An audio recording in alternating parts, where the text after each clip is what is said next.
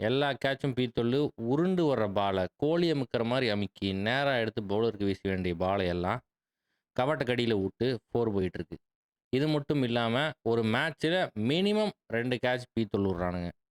பாகிஸ்தான் மாரி இவன் ஃபீல்டிங் பண்றான். பாகிஸ்தான் மாரி அவன் ஃபீல்டிங் பண்றான்னு சொல்றது போயி, இப்ப ஐபிஎல்ல இருக்கிற எல்லா டீமுமே பாகிஸ்தான் மாரி தான் ஃபீல்டிங் பண்றானுங்க. எவனோ முட்டைய மந்திரிச்சு வச்சுட்டான். ஒருத்தன் 2 பேரு பீத்தொல் வுடுறான்னா நியாயமான விஷயம். இருக்கிற 10 டீமும் எல்லா மேட்ச்லயுமே பீத்தொல் வுடுறானுங்க. அதுவும் லட்டு மாரி பால் உருண்டு தான் வரும். அந்த பால புடிக்கலைனாலே 4 போகாது. ஆனா, இவனுங்க வந்து என்னென்னமோ வித்த காட்டி 4 போகாத பால கூட 4 போக வச்சுட்டு இருக்கானுங்க. சின்ன வயசுல நாங்க விளையாடும்போது இப்படிதான். 2 எபிக் ஃபீல்டர்ஸ் இருந்தாங்க. 1 பீத்தொல்லுக்கு இப்ளிஸ் கான்.